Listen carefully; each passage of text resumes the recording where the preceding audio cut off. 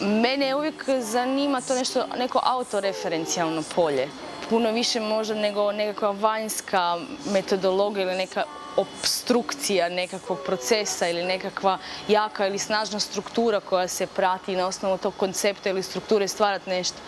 Nego više zanima ta, ajmo reći možda bi to bila intuitivna dramaturgija procesa, nekakav moj intuitivni put koji se uvijek, da prolazi uvijek kroz mene. Čak na nekoj vrlo subjektivnoj razini. Uvijek me se mora nekako doticati iznutra. I ako je neka tema koja je izvana, pokušavam vidjeti što je ona, kako se ona implementira kroz mene i na koji način onda može preći u tu izvedbu ili u nekakvu koreografiju.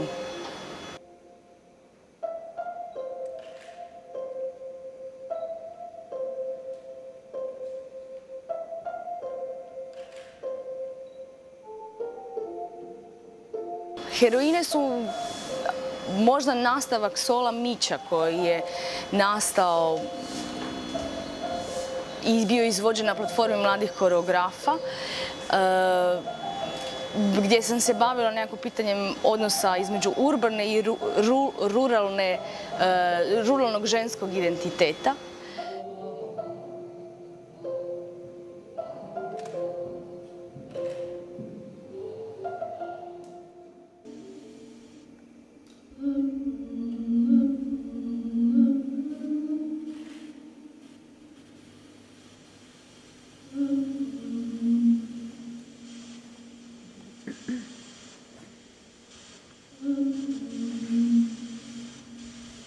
U proces rada na heroinama ušla sam kroz zapravo koreografsku radionicu Nikoline Pristaš, Korpozicije, gdje smo na poziv Nikoline sudjelovali u jednom zajedničkom dijeljenju procesa i razgovorima o mogućim načinima i metodologijama rada i različitostima u radu pozvanih autorica i koreografkinja, koje su bile isto tako sve žene.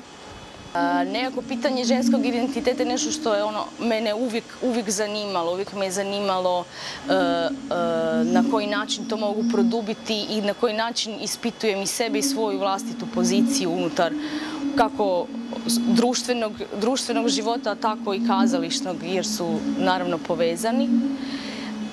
Ono što je bilo zanimljivo u procesu heroina je da prvo su nastali stihovi koje sam uglazbila, te u jednom jako zanimljivom i dugačkom procesu sa Adamom Semijalcem stvorila cijelu glazbenu strukturu, zapravo soundtrack predstave.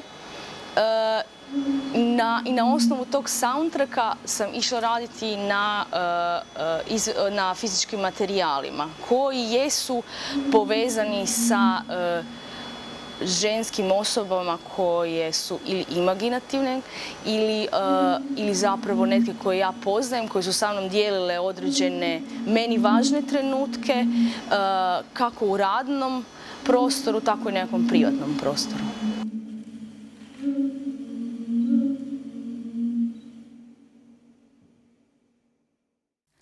She's got skin full of sprinklers. She's got skin full of sprinklers, like snow in the water.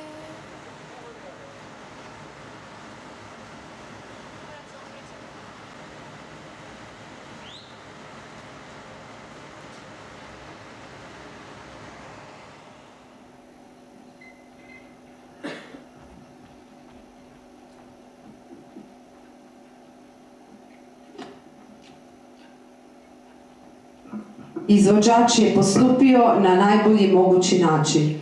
Izvođač je postupio na najbolji mogući način. Da li se mi neki predmet od plastike? Da. Da li se mene baca? Možeš se baciti. Mogu se baciti.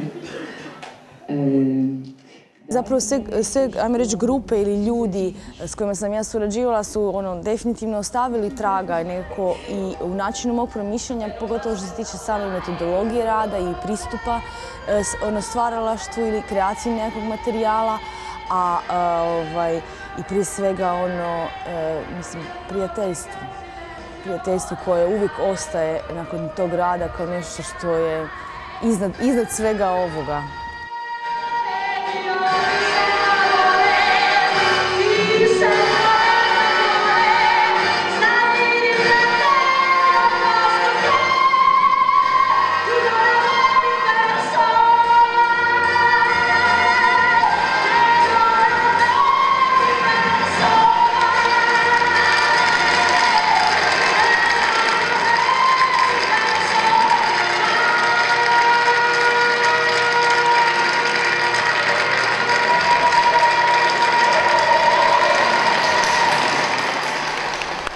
The wave has a repeating pattern, and whenever one touches a position, known as the wave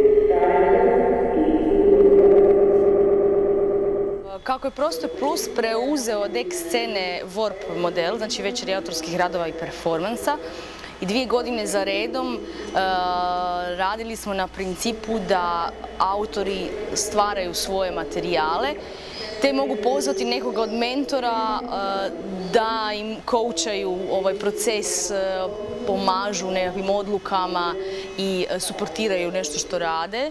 I te 3. godine odlučili smo, zapravo je bilo zanimljivo pozvati nekog trećeg koji će raditi sada sa svima nama zajedno. Zapravo ta grupa poslala je zamolbu Ouru da sa nama naprave kazališnu team building predstavu. Dio procesa je bilo pitanje koje smo si onda, koje nam je i Our nekako, ajmo reći, dobacio, je bilo pitanje, što smo mi u ovoj Rijeci, na koji način možemo se kao grupa dalje razvijati i napraviti nekakve, znači, nove načine, nove modele funkcioniranja i želimo li uopće dalje kao grupa funkcionirati, konfrontirati se jedni sa drugima i što uopće mi značimo u ovom gradu, što značimo kao dio kulture i umjetnosti ovoga grada. Dosta smo, znači, pokušali provocirati i sebe i time na neki način tu nekakvu svojevrsnu provokaciju prenijeti u neku fantaziju i fantaziju zapravo te izvedbe same. Ovo djelatnik u kulturi odrazi raditi na platformu u Sjevernom Jadranu.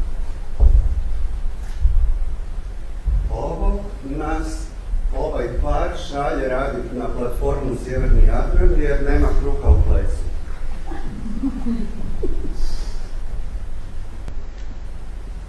Ovo je riječka scena.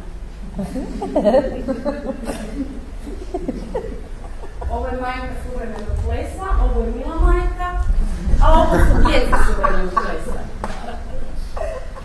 Ovo je Groš, a ovo je Kariš.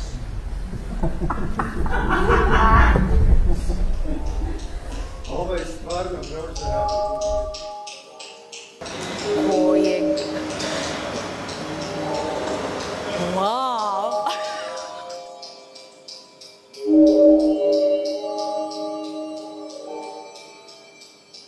Zadnja predstava koju sam radila, Ljudi memoar, prvobitno je nastala kao slijed zadataka za projekt Task, koji je bio izveden na platformi HR prošle godine.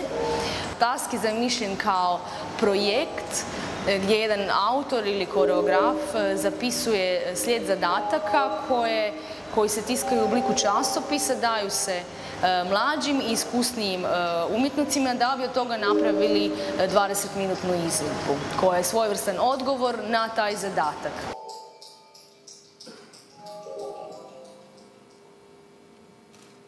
Da, ja sam dobila zadatak da napišem zadatke. To sam i napravila. I onda odlučila zapravo da bi bilo zanimljivo vidjeti što bi ja sada sa tim zadacima koji sam nekim drugim znači ljudima poklonila, Ljude memoar su zapravo komemorativna mjesta, znači mjesta nekakvih zajedničkih sjećanja ili kolektivnih sjećanja koje obilježavaju neki trenutak u povijesti. Ono što mi se činilo zanimljivo je pitanje individualnog sjećanja ili zašto je individualno sjećanje puno manje važnije od tog kolektivnog sjećanja. Htjela sam na neki način obilježiti to individualno sjećanje kao jednako pravno, jednako važno nekakvom društvenom ili kolektivnom sjećanju.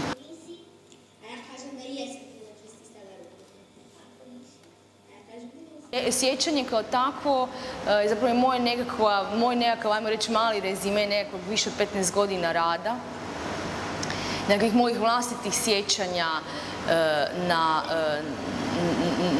na izvedbe, na rad, na ljude, na proces porađanja nečega, nekog proizvoda. Zapravo, mislim, sjećanje kao takvo je najviše i povezano sa kazalištem, jer svi se mi zapravo sjećamo onoga što smo pogledali i vidjeli, predstava koju smo vidjeli, izvedba koju smo vidjeli. Svaki put kada se mi prisjećamo, svaki put je ta slika kompromitirana i zapravo mi nemamo fajlove za sjećanja, nemamo mjesta gdje se sjećanja prezimaju. Mi svaki put nanova kada evociramo nešto, stvaramo novu sliku toga.